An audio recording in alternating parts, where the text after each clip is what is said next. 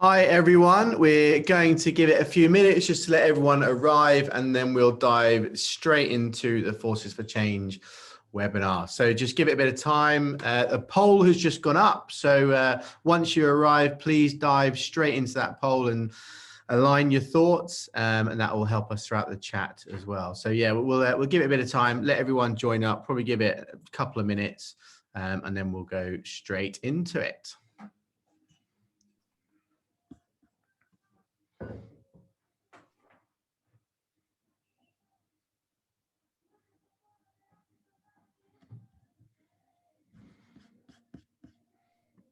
So whilst we're here, why not let's have a random chit chat about something. How do you like your steaks? Katariana, how do you like your steaks? No, it's Katharina. Oh, Katharina, sorry, I keep doing it. Sorry, Katharina. How do you like your steaks? Come on. Well done. Well done. Oof. Colin? I am going to say it depends on the cut of meat. Look at me. And fancy. Medium rare. That goes with your backdrop, to be fair. A man like you and his cuts of beef. Nice, okay. I asked someone this the other day and they said burnt. I was just like, wow. I was expecting Colin to say I'm a vegetarian. Fair. Okay, cool. And where do you like to sit when you're on a plane? Are you a aisle person? Are you middle? I was about to say business class. Fair. For me, it's a bit like restaurants. I like sitting at the back near a window where I can see everybody in case I need to take down the plane. Wow. Okay. Wow. Wasn't expecting that kind of answer, but I like it. Yeah, fair enough. There's definitely some statistics out there, isn't there? Where you're sat on the plane depends how well you're going to survive if it comes down. Yeah, the cockpit's not great. But yeah, I think is it somewhere in the middle or somewhere like that? Is that like a good place? Can't remember. Guys, this discussion takes a gloomy outlook immediately. Let's just, go into happy spaces, especially, I have a sky background and stuff. Let's not talk about that immediately. Okay, I reckon that's enough of time probably to get some people in. So let's go straight in. So first off, everyone watching, welcome. Thank you very much for coming and joining us in this conversation with Catherine and Colin. Guys, thank you. Welcome. And a massive good evening to everyone around the world. Big shout out. Obviously, today is Remembrance Day. So just an acknowledgement and a massive thanks and appreciation to everyone around the world who's serving and sacrificing, family members as well. It's really poignant that we pay a lot of attention and we remember everyone who's suffered from all the way from World War I all the way through to current times as well. So today, Forces for Change webinar and live panel discussion. So discussion points that we're going to go through is the points we've got that we want to dive into: how to maintain a positive mindset, battling a sense of identity loss, stress management, military and the military to civilian mindset, and then transferable skills. So those are the main topics that we're going to be looking at covering today. As you can expect, it's probably going to be about an hour worth of conversation, and then we'll dive into a Q&A session. And that'll be for about half an hour, and that'll be a really interactive two-way conversation where you can all provide us questions, and we can throw them over to Catherine or to Colin, and then they can kind of provide their insight into your question. So first of all, I guess a way of introductions. My name is Joel Forrester. I'm the Client Engagement Director with Ex-Military Careers, and the whole purpose of Ex-Military Careers is to drive the education of veterans into the workplace and the value that they bring to that. And it's also to ensure veterans have an abundance of career opportunities throughout their entire civilian career. So it's all about connecting with fantastic clients, providing those opportunities to the veterans, and also educating the clients on exactly where and how to support veterans through the workplace. So EMC is a social enterprise. So it's a company for purpose and for good, and we're devoted to empowering people to include veterans as part of their workforce strategy. So it's a really important part that we're really motivated in supporting. Our unique platform and large platform is all about amplifying the voices of the veteran community, and it's about breaking down a lot of unconscious bias barriers that are out there surrounding the veteran community, and it's about inspiring a new understanding of exactly where the community fits into the workplace. So, as I mentioned at the beginning, we've got a poll running. Please engage and please get involved in that. And now the second one has just gone live. So thank you, Lucy. So let's dive straight into it. So I guess first of all, if I could have intros from you both, starting with Catherine, and we can understand if we can explain what you do, who you are, your background, that would be really good. Okay, so hello everybody. Thanks for joining the webinar. My name is Katharina Dalka. I am the CEO and founder of Stella One. We do corporate finance and strategy consulting in technology. So I've moved pretty much all my career somewhere between tech and finance. I have a background in finance and in economic warfare. So I have been studying, I've been a civilian all my life, but I've been studying with a lot of military personnel, and I've been taught by generals and colonels about the relevance of military strategy and tactics in real life economy, basically. Yeah. On a personal level, so I'm originally from Germany. I lived 14 years of my life in France, in Paris more precisely, and now for almost 5 in London. Thank you very much. And Colin? Hi there, I'm Colin McLaughlin. I am a veteran. I spent 18 years in the military, and then left, went into civilian Strata, and I had my successes and failures in both the military and Civvy Street. Also ambassador for EMC, and lately I've been doing things like public speaking, teamwork, corporate events, writing books, occasionally go on television, but not so much over the last 2 years, and do lots of stuff with different charities. So that's kept me busy. Brilliant. Thanks, mate. I think from our perspective, we're honored to be connected to you both. Catherine, you're an absolute powerhouse in your space, and you know, it's so inspiring to hear your story and everything you do, and just listening to how you navigate some of your barriers as well in the workforce is just incredible. And Colin, you're playing that a bit humble there. You forces, and that for us is it's incredible to be connected to a man like yourself, especially as an ambassador as well. So guys, thank you so much for giving us your time. I'm sure everyone here watching will learn an incredible amount through this session. So I guess first off, it'd be really good to understand what your biggest successes you feel are in your lives at the moment. So what are you most proud about, and what your families, if they spoke to you, what would they say? Do you know what, I'm really proud? And Catherine, if your mum's watching, then I'm sure so hi, Mum. Hi, Mum. Colin, maybe you want to start. Yeah, I don't mind starting. Successes. I think I would say this, and not in a cheesy American way, but I think my children are that's always your biggest success. They're a reflection of you, and you want the best for them, and you invest a lot of your time and energy and emotion into them. So without a doubt, my children, Darius and Sky, are my number one success. They'll grow up to be far greater human beings than I ever was, and that's always our aim, for the future. And everything's for everybody that's coming up behind us, which is quite topical with Remembrance today, and having just had COP26 in Glasgow. My second success, probably selection and into the SES, not because of the achievement itself, but everything else that led on from that. I'm able to do a lot of stuff with charities and individuals, and stuff that I wouldn't normally have got to do unless I'd come through that milestone. And probably my third success would be my little story about conflict resolution when I was struggling to find a job, and I'm going to leave that as a teaser, and we'll maybe cut. don't drop that gold nugget just as yet. Yeah, not just yet. Catherine?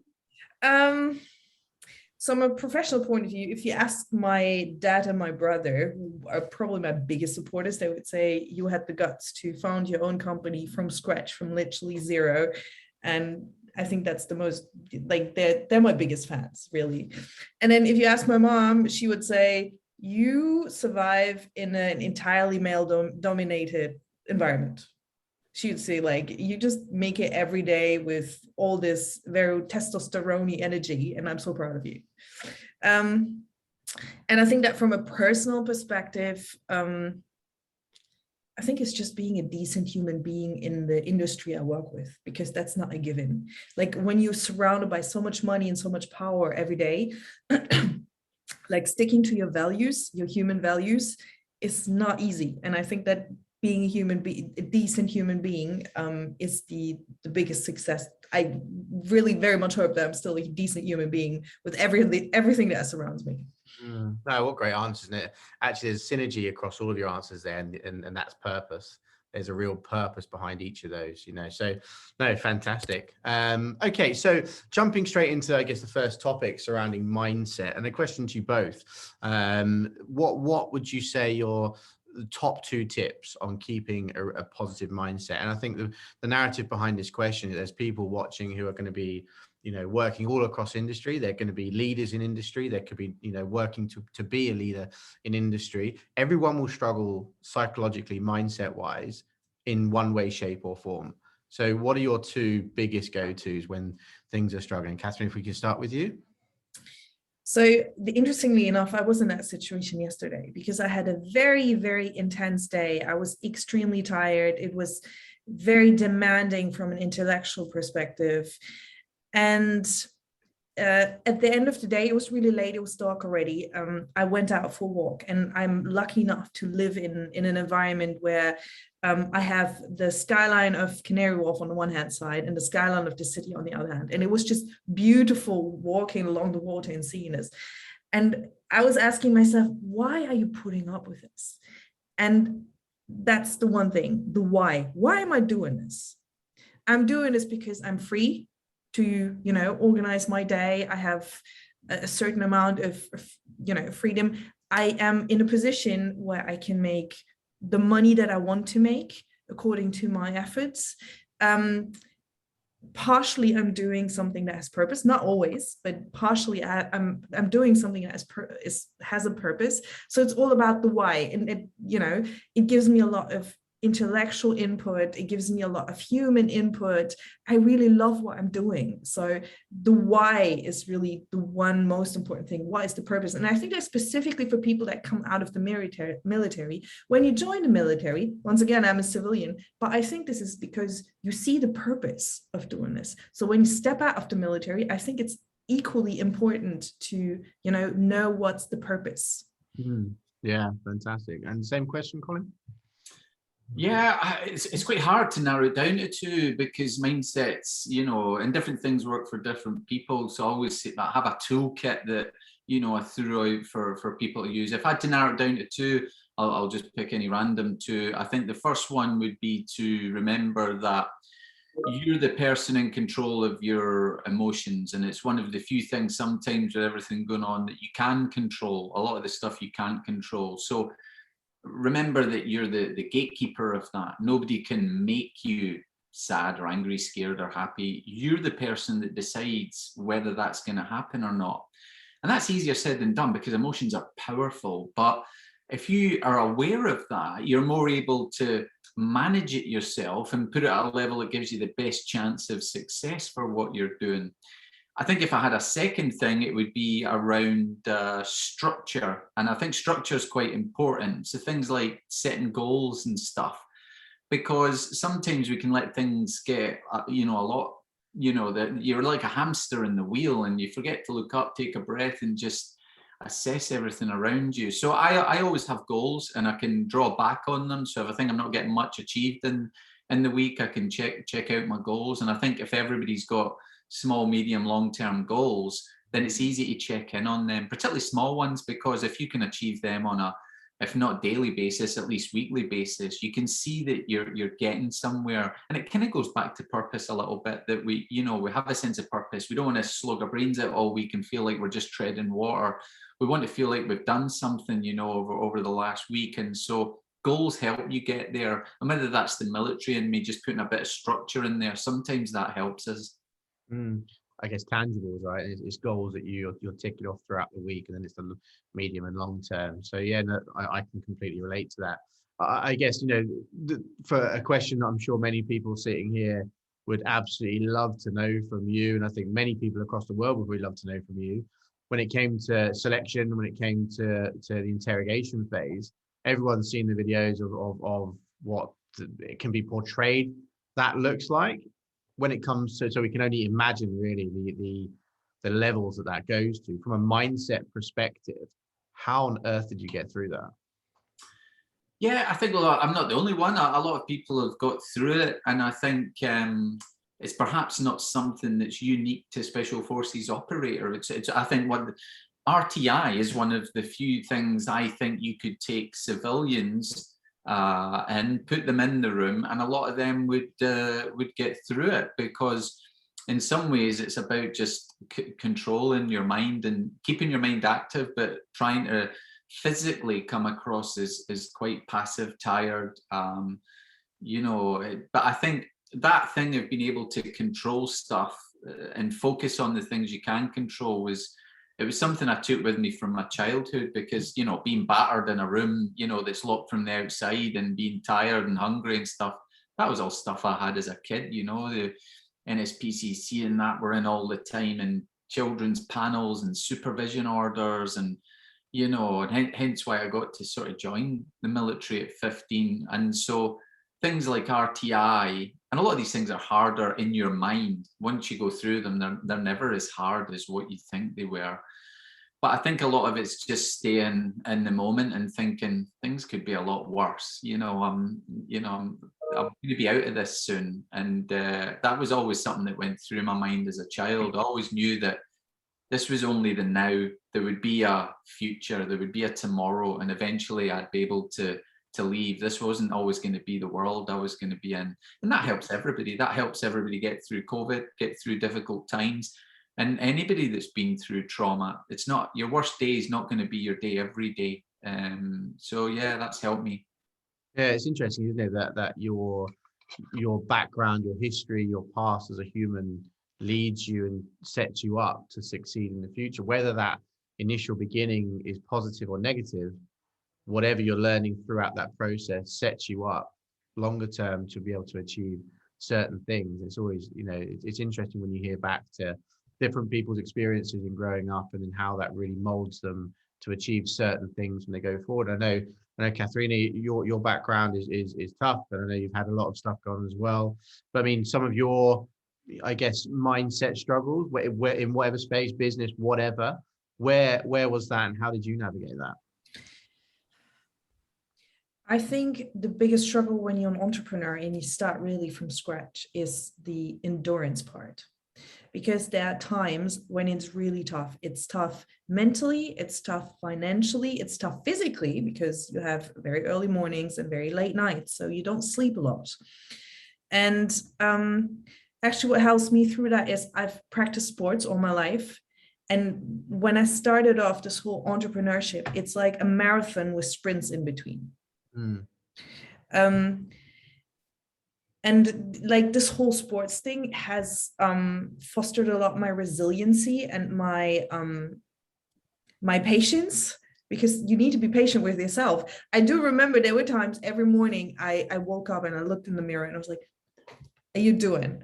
Really like, what am I doing? Why am I not going back to like a super well-paid corporate job with my education and stuff? Why are you taking, the financial hardship and all of that?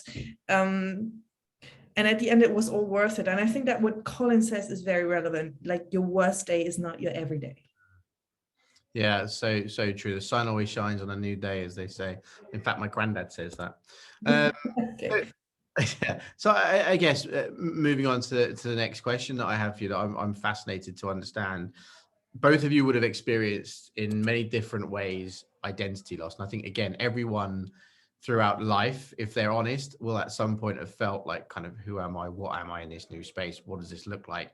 People joining a new job, people, you know, transitioning out of the forces, people who are heading up companies, for example, what you're doing, Katharina.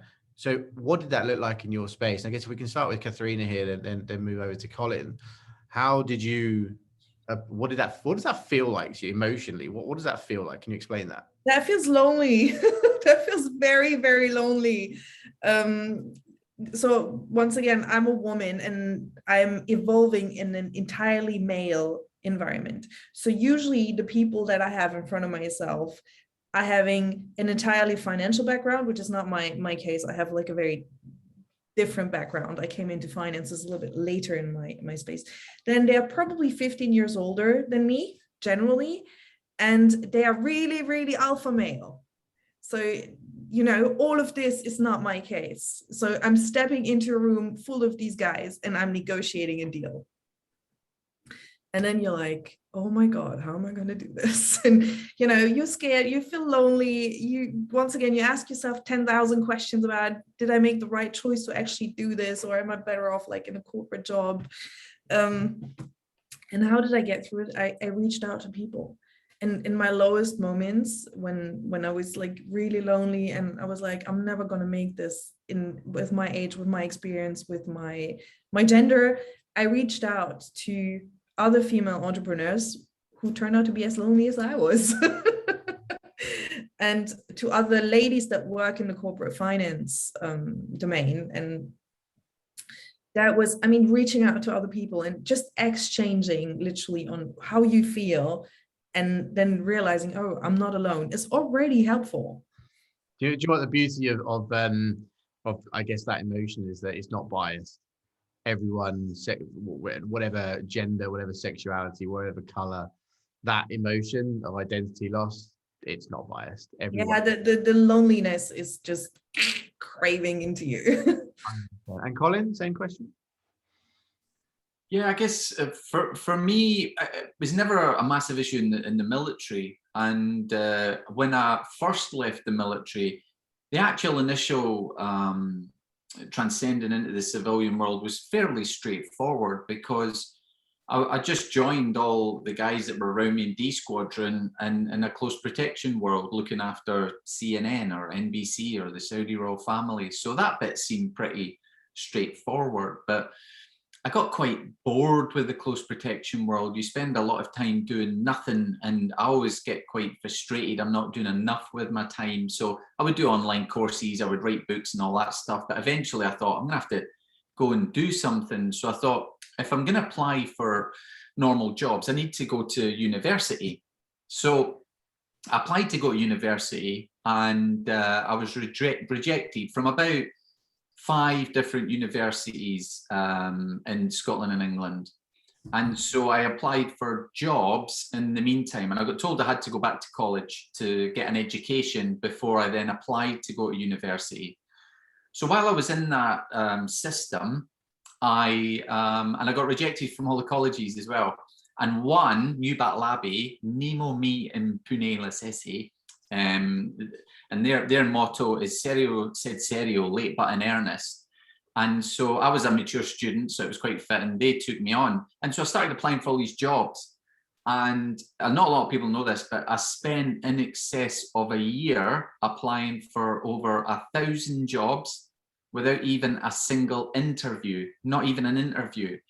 And so I went through this period where I was okay for a few months. That's normal. You know, I'm transitioning out of the military in the close protection world. That's very, you know, unique. There's only so many skill sets or recent experience that's relevant to. And I was aiming my sights quite high, you know, sort of manager level positions. And I was slowly coming down until eventually the very last job that I applied for was a job which was a nighttime security guard at the National Library of Scotland. And I got a letter back. Bearing in mind, I've been doing this for a year now, grinding out my CV and stuff. And I got this letter back, and it said, due to the overwhelming caliber of applicants, you've not been successful for interview. And I was both devastated and absolutely petrified to go into the National Library of Scotland after that. But I kept that letter. Greetings to the National Library of Scotland. What did you do? The safest library in the world. And so I thought that would have been a perfect job for me, you know, a bit of reading while I was trying to get through uni and stuff. And yeah, so I've still got that letter now because it keeps me planted. It keeps my feet on the ground. Anytime I think, oh, you know, you're doing all right, I just remember where I came from and some of the doors that got slammed in my face. And so eventually I was walking down the Royal Mile in Edinburgh and there was a guy selling the Big Issue.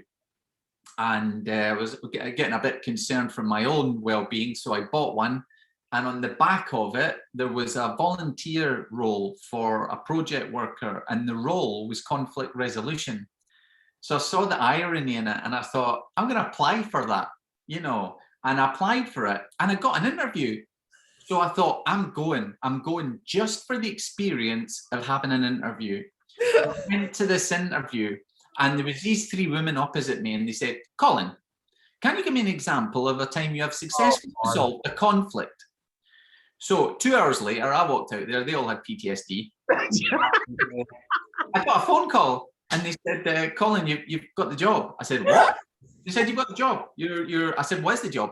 They said, "You're going to go into secondary schools, and you're going to teach conflict resolution in these troubled schools, of which we have a few in the central belt of Scotland." And so I went around these schools, and they got a bit of success. They got a bit of traction. And then the independent schools, of which there are a few, got me in. And then it became, they would fund it. So they would fund it. So it became a paid position. Right. And then to the point where I could train volunteers so we could spread it. And eventually the Princess Trust got involved. They heard about it and they came along and said, "Can we shadow you in one of your courses?" And then they took it and they use it as part of their year-long Excel program, which goes throughout the UK. And that was my third thing that I was most proud of from an earlier question. But people say to me, you know, you helped all those kids and saved them, kept them in school and stuff. And actually, the complete opposite's true. They saved me at a time when I was pretty low because I was going through this identity loss feeling, this feeling of, I'm not going to find my place in the world. I'm going to struggle because I don't fit into any of these boxes. And just by taking a gamble, by going for something, for seeing the opportunity for what it was, I managed to get just one rung up, just to get me somewhere, to get me to platform, whether it was just for confidence, for being able to just satisfy some of those things. And I tell you, for all the jobs I've had over the years, in terms of, you know, feedback, in terms of stuff that you take away from it, that's been one of the most enjoyable. Well, I would like to say to those three people that interviewed you, we will put on some help numbers under the link below. So if you need them to discuss anything, then please feel free to. Yeah, please do. If you have any questions about how Colin did conflict resolution in his previous job, please do give us a ring. Even I'll be able to inform you about it. So, Colin, I'm going to challenge you a bit here, and it's surrounding the day you left the forces. Now, I know a little story about you, and I would love for you, if you feel comfortable, to share that story. Yeah, and for a lot of people will have some similarities with this, in that, you know, when you leave the military. You've joined the military, it's become a big occasion, you know, there might be a big pass out parade, all the bands are there, it's a bit proud moment, your parents might be there, and that's the start of your long and illustrious career. On the last day when you leave the military, I literally handed in my ID card to somebody, they made me sign the disclosure form, and I was told to just get all my kit and leave the barracks by 12 o'clock. And I drove out and almost in a state of shock. Bearing in mind, I'd been trained for like resistance to interrogation and everything, shock of capture. I drove out a bit in shock, like that's it, that's 18 years and that's it. I'm driving out and I need to find a job tomorrow. And it was pouring down the rain. Anybody that knows Hereford, that Wales sort of border around there, just rains constantly. So I've got the windscreen wipers going like this and I'm driving up the road for hours feeling miserable. And I got to, and people will find this bit the most, you know, unrealistic. But as I crossed the border into Scotland, the rain stopped and the sun came out and it was sort of late afternoon. I'd arrived home in Scotland. the sun had come out, as if to say, welcome home, son. And even as I'm saying it now, I can feel the emotion come back. Bearing in mind, this was years and years ago. And I had to pull in. I had to pull into lay-by because I got overwhelmed with this just emotion. And I think it all just hit me as I was close to home. And I was back, you know, in Scotland, been away for a long time, based in England for a very long time or abroad. And I had to pull in. And you know, obviously I'm harder than the Pink Power Ranger. But even I was, you know, I had a bit of a tear in my eye. It wasn't really a tear, but I was like, I was just so overwhelmed, overcome with emulsion. So yeah, that was me. It was a sad time. Yeah, do you know what? Even though I'm sure in that moment that felt really not great, but I think that was probably a moment you needed, and I feel that was a big, probably the next that moment was the next stage of your life, right? That's kind of what I see by that 100%. And I think there's so many people across the veterans community that when they leave the forces, they have some kind of situation. And it might look like that, it might not look like that. It might be down to so many other different channels, but every single veteran will have a situation where they sit there and just take stock.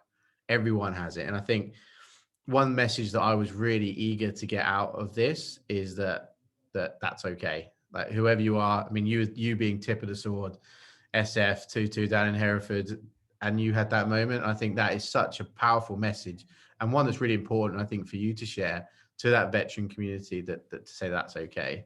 So yeah, I appreciate you being vulnerable there and sharing that. So I guess that's the bad side, but I guess spinning that to a positive side, and Katharina, chucking it over to you, how did you navigate identity loss, and how did you turn that, and how did you get around it and turn it into something you could work through and turn into a positive? I think the major part of it was just to accept that I will not be like them, and to create my own who I am in this space that I was navigating in. And just, you know, to own the fact that I will not be the average corporate finance person in technology, that I will not be like them. I will not be a man. I will not be 15 years older. I will not have spent my entire life in asset management. And actually realizing that probably there are a couple of things that I don't bring to the table that these people bring to the table, but I bring other things to the table. And these other things are unique to me. And those things make me who I am. And that also allows me to differentiate from them and compete with them potentially, because there will always be clients out there that prefer me to them because of those attributes. People buy from people, right? Exactly. Yeah, so it's your personality and who you are as a human should matter more than anything else. Yeah, exactly. And if I just, you know, transpose this to the veteran community, because once again, I've been studying with military and civilians, so I kind of know the differences. You know, I think that veterans bring a lot of things to the table, and we'll probably speak about that a little bit later, that civilians actually don't bring to the table. So it's quite complementary. When you search for a job as a veteran, or you try to, you know, get into the civilian workforce, there are a lot of things that you bring to the table that a civilian will never have. Yeah, we'll definitely touch on that in a bit, but I couldn't agree more. I guess the next follow-up question I had for you, Katharina, is about stress. Mm-hmm. So different people have different forms of stress and different kinds of stress, from workloads to pressures to expectations, whatever that stress may be. How do you manage that? How do you process that? So I think that in my job, there are two types of stresses. The first one is actually related to workload, as I said, you know, early mornings, late nights, etc. And this one I mainly navigated being healthy, having a healthy lifestyle, doing a lot of sports, being protective of my sleep, because at one point in time I was like, no, I'm not taking meetings at 10 in the evening anymore. So that is one thing. And then there's the other thing, which is more the emotional stress. Mm-hmm. And this one is actually way more draining than the one that is related to workload. And the emotional stress, I manage it because I know what triggers me. So knowing myself, knowing who I am and what are my values. And like, if this person steps on my values during a meeting, for example, honesty, if I feel like somebody tells me you're dishonest, this is really hitting me, because honesty is something that is very important to me, also in meetings, also in negotiations. So I do know that if a person pinches me on that subject, I'll be like, and I'll be like super stressed out and angry, and I'll try to prove myself and say, no, I'm honest, don't say this about me, so I actually do know what triggers me and what triggers emotional stress inside of me, and I actually am able to identify what that is the first way to just lower the stress level. If you know what triggers you, then you're like, oh, this is happening, this person is just triggering me right now. Take a step back and think about it. So knowing myself emotionally is the most important part of managing my stress. That's how you manage it. So if I put you into a scenario, then you're in a negotiation meeting and someone triggers you, what's your next step? I think that, like, physically, the first thing that I will do is I pay attention to my breath, like how I'm breathing. Because when you stress out, immediately you start to, your body has a very powerful reaction to that stress trigger. So first of all, I'm paying attention to my breathing. Then I'm paying attention to what's actually happening in my head. It's like, this person is so not nice, I really don't like them. Okay, take a step back. Probably maybe they do that on purpose, so don't react. And second of all, if they don't do it on purpose, then they just don't know you. But yeah. The very first thing that I would do is pay attention to my physical reactions, because they're directly correlated to my mindset. 100%. There's that. I don't know if you ever read the book Chimp Paradox by Colin, who wrote that book. Any idea? I can't remember who wrote it, but I read that maybe about 3 years ago. I think it was before lockdown.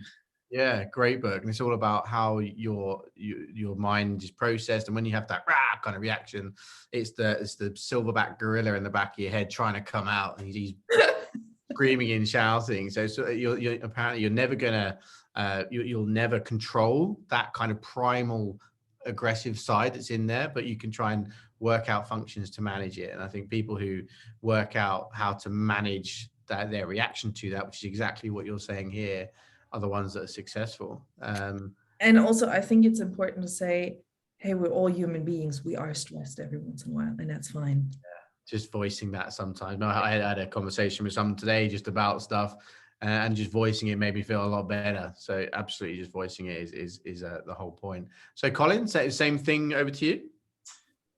Yeah, and I think from a military perspective, I think there's things that generally, and I'm generalizing here, there are things that we're good at and things that we're bad at generally. And the things that we're good at are prioritizing.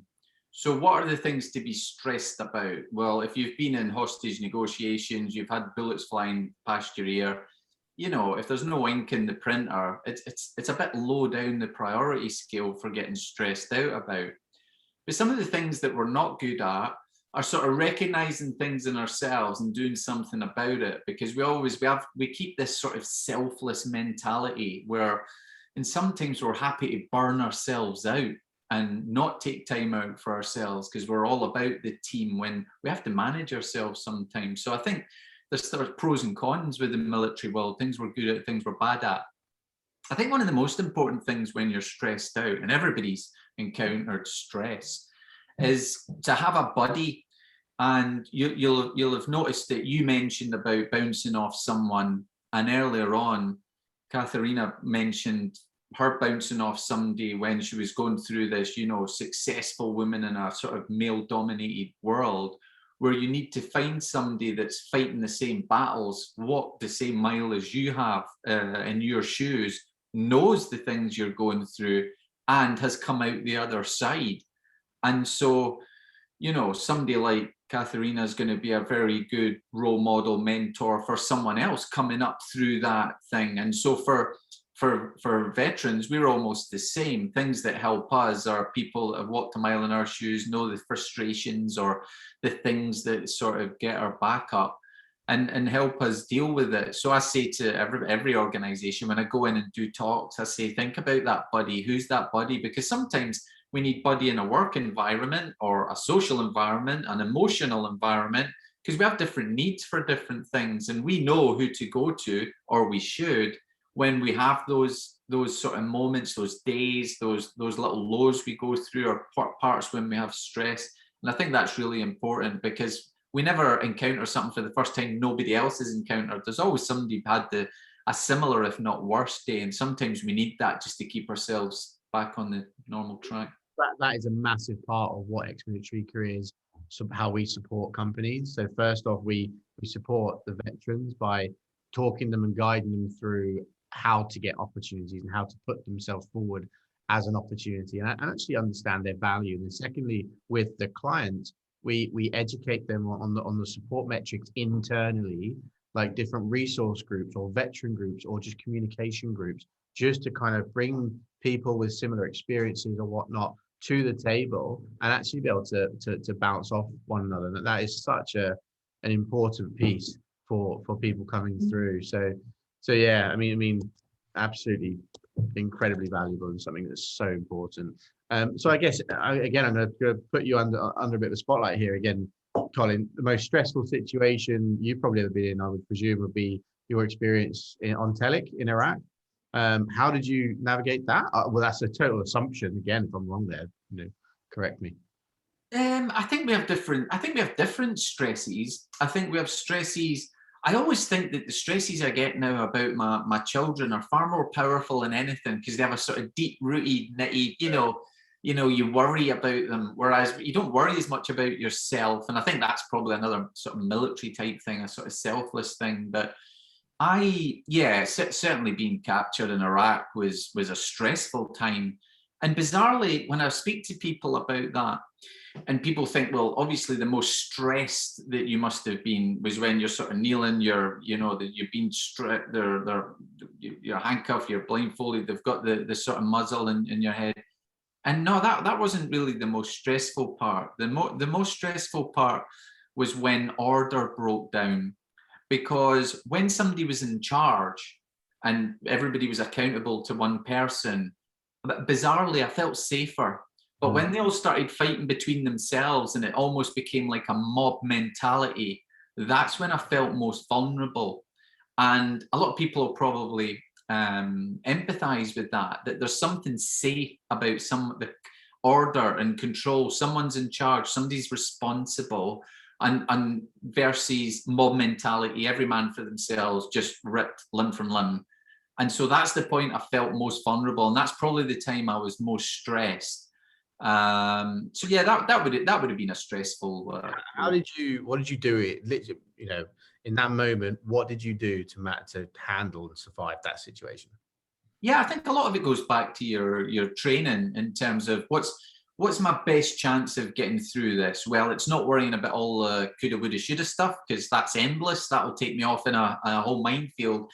It's about thinking about the things I can control. So I can control my own state of mind, a clear head. I'm constantly thinking about where I am, where my oppo is, where the exits are, how many people are there, can I see my weapons, can I listen out and hear for a UK or US convoy. Those are all the things. And I think for anybody that's stuck in those moments, and it could be an elite sports person, it could be the warrior in the arena, it could be a soldier in these circumstances, if you trust the process and you try and get rid of all the other stuff and stick to what the process is, 9 times out of 10, you'll get a better result. Once you start throwing everything else into the mix and stuff, you'll 9 times out of 10, you'll not get where you want to be. You won't get as much success out of that thing. So process is important. 100. That literally could not be more true about the process, and that resonates to absolutely anywhere and any fraction of life.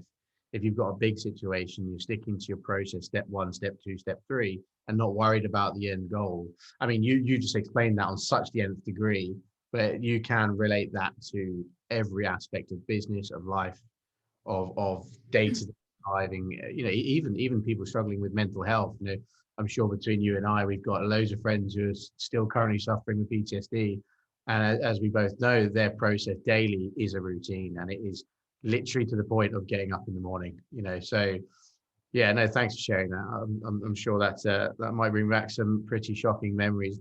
And Katharina, I guess same question to you. When you're going through stress, what are your steps to resolve that? So I elaborated on a couple of them beforehand. I think that what you're saying, sticking to a process and having some sort of, I don't want to say routine, because in my job, there is no such thing as routine. Mm. But what helps me is actually relate to previous experiences that I had and just saying, okay, last time I was in this situation, this is what I did, and this worked out. So I'm just going to go back to this. And it's like, it's actually a very anchored thing inside of me where I can go back and say, okay, this is my experience, this is my experience, this is my experience. This is what I can do. And for people who do not have experience, the whole process thing is actually very useful. Just sitting down for a second and saying like, okay, worst case scenario, this is what can happen. You know, in my case, that would be, okay, there are 5 people in the negotiation room and everything is blowing up because people are fighting. What can I do? Yeah. Actually just playing the scenario in your head at least once or twice and just noting down, okay, step 1, step 2 is actually very useful. Yeah, and as you mentioned earlier, you mentioned that's some certain skill sets you've identified there in veterans. So I guess bringing that to this question, where do you see that do you see that in veterans to start with, that kind of managing those kind of processes and situations?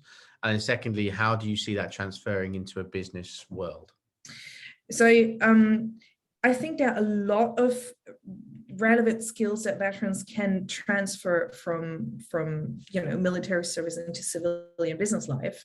And that goes from anything from really hard skills, which is strategic analysis or strategic thinking, tactical thinking, that can be very useful in projects or project management, or the military has so many professions that you can easily transfer into civilian life, from what I would call soft skills, which is project management, for example.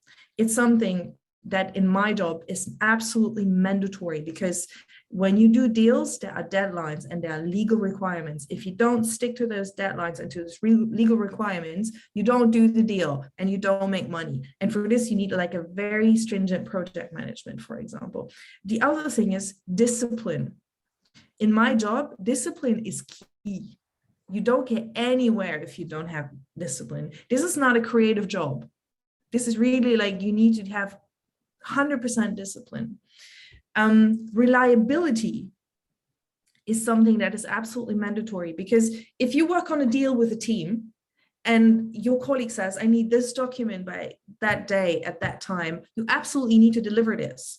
Otherwise, they can't keep the deadline. And, probably the investors are getting very angry and that risks the deal. So, discipline, project management, reliability, and also communication skills. Because in the military, when you pass an order, it needs to be very clear. Like, there's no space for, maybe not, what should I do, etc. Probably when you get into a situation, you're a very high ranked officer, then you have to consider several scenarios. But usually it's like, you give an order, it needs to be absolutely clear. There is no space for misunderstanding, like, because we're speaking about human lives. Yeah, no, great answer. And, this clear communication skill is so helpful, because I experience it so much that in the business world, and especially in the entrepreneurial world, there's so many misunderstandings, and conflict is the worst thing in my business. The absolute worst thing. Is worse than anything else. There's a phrase in the forces called ABC: accuracy, brevity, clarity. So that's something that maybe the corporate world needs to learn a bit more. 100%. I'm so with you on that one. And Colin, I guess same to you, from coming from that world, where do you see the transferable skills going into I guess corporates? Yeah, I guess there's a lot. I always look at, it's funny when we're looking at that sort of being able to deliver and stuff. I think veterans, and I'm generalizing again, but I think a lot of veterans, when they look at things, whether it's projects, whether it's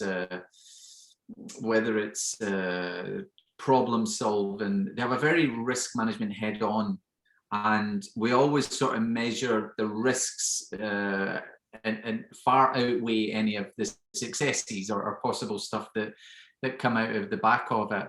And it always makes me smile, because I heard this story about Tiger Woods. Might not be true, but apparently when he used to go up to like a tricky shot, and he would, and this makes sense to me because I play golf now, but when he went up to a tricky shot, he said 99% of people will think about everything that could go wrong with that shot. I might thin it, I might chunk it, I might miss it, I might top it, I might take too much, put too much spin on it, whatever. He goes, when I go up to that shot, he goes, I try and recall the most perfect shot I ever hit from this stance, from this position, from this yardage, with this wind, and I replay it over and over and over. And that's the last thing that goes through my mind before I hit the ball. He goes, most people will be saying, don't do this, make sure and don't do that, do not do that. He goes, and you won't be surprised what happens when all those things are flying through your head. So I thought that was really interesting, because I think a lot of veterans do that. And I think it's a generalizing thing, but we look at things from sometimes a sort of risk management side. Now, in some careers, that's absolute gold. That's absolute, that's exactly what you want. You want somebody coming in from that angle with that mindset, looking at things like that. I think they're generally quite good at structure. So, almost like project management, where there's your project, you divide it down, and you go through your stuff. And that's why a lot of it, they go through, they've maybe done their Prince 2 or whatever they did for project management, because they like that. They see the structure in it. They like structure, because once the structure, there's no gray area. Black and white, this is what you do. Times, deadlines, working to X, Y, and Z. And so I think that's really important. But I think that sort of ability to go the extra yard, I think more and more as we get into this sort of society we're in now, I think it's not a taken for granted. I think a lot of people those are my hours. I'm doing my job well, so I should be promoted. And I don't expect to have a hard time at work. And I think if you want to be successful in anything, in just about any line of business, you've got to be prepared to sacrifice. And it's quite poignant. We're talking about sacrifice today, but I think if you want to be successful in any line of work, there is an onus on you to sacrifice, whether that's emotionally, your time with your family, financially, psychologically at times. You're going to have to go through the mill, and that's where you need to be. And you know what? 9 times out of 10, you'll be better for it, because the harder the risk, the greater the reward. And sometimes that's true. You think of some of your best successes, it's things that you've given the most for. Yeah. And so I think that's something that, veterans, it probably comes to them a bit easier. And I'm generalizing, and that may change as well as time goes on and we put less stressors on people coming through the military.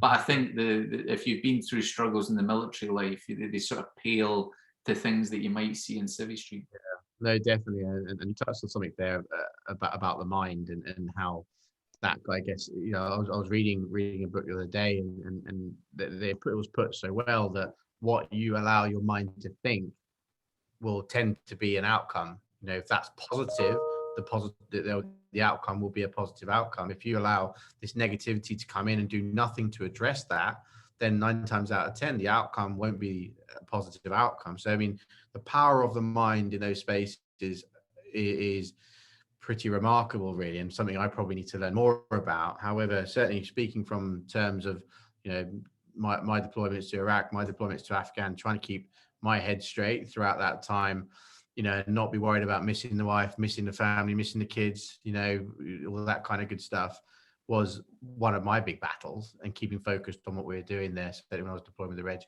So it was a massive part of my role. So yeah, I definitely agree that that's an incredible skill set that vets bring to the table, kind of controlling that piece and then being willing to go through the mill to get mission objective complete, I guess is what we're saying there. I'm aware of time. We've got 6 minutes before we go into a live Q&A. So hopefully we've got people teeing up their questions for us. But I guess one final question I'd like to throw out to you both really is, what are your hopes for the future of veterans? Bit of an open-winded question, but if you could have a great outcome, and where can we move to? What are your hopes for the veteran community in the future? Katharina, should we start with you? Yeah, sure. I think for me to subscribe to a very global idea of diversity that I have, which is, not only to veterans, but to a whole group of people, that their competencies are more valued and more integrated into civilian life, and probably vice versa. I don't know.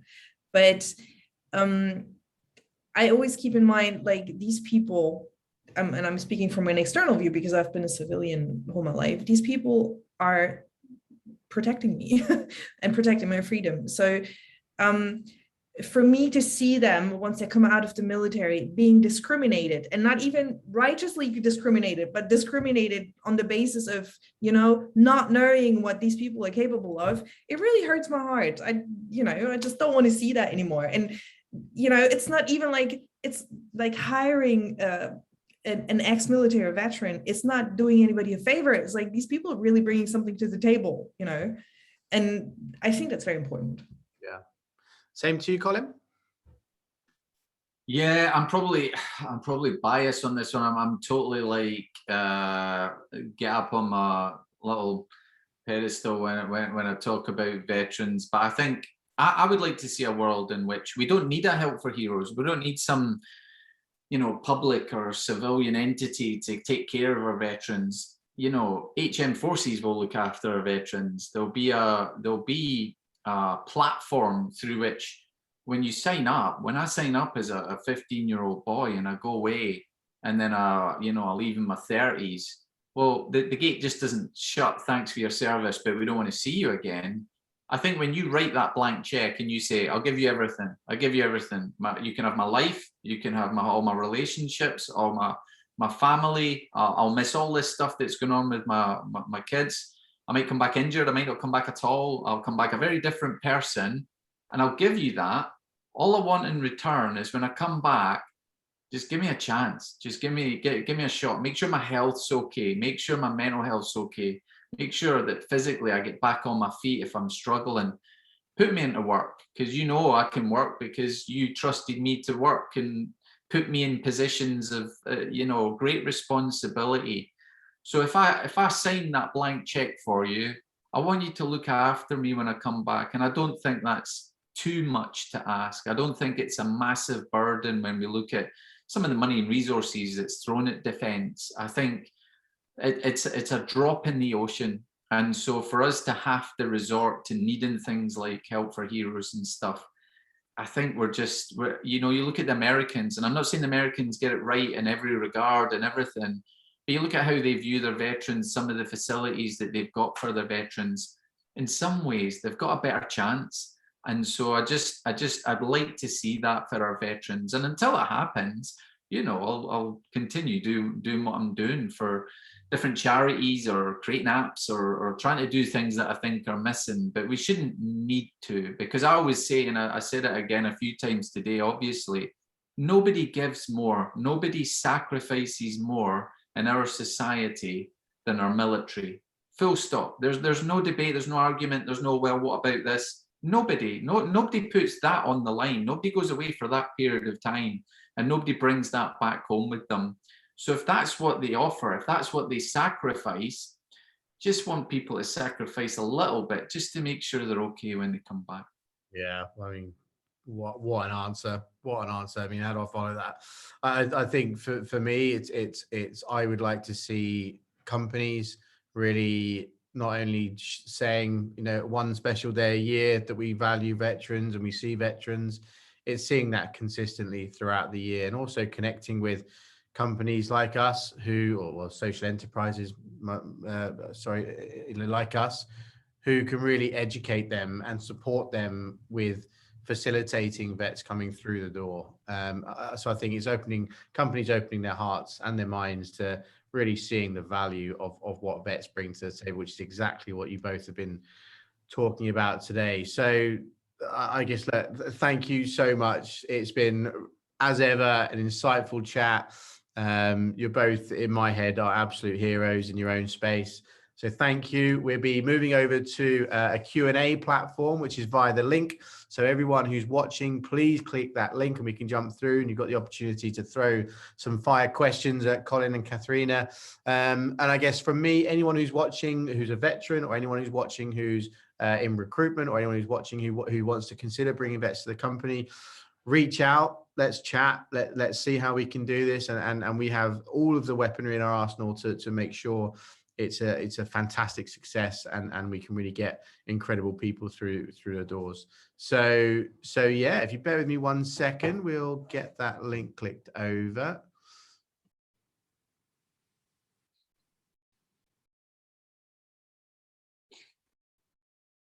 Colin, are we supposed to do something too? I've no idea. I'm just like being back in the military. I just do what I'm told. I wait till somebody shouts at me and then I'll jump. Okay. Okay, so what you guys need to do is click this link that says networking discussion, and then that should boot us out of this Zoom chat, and we can go through and have a conversation there as well. So Okay. See you you on the other side. Okay, see you on the other side. Love you.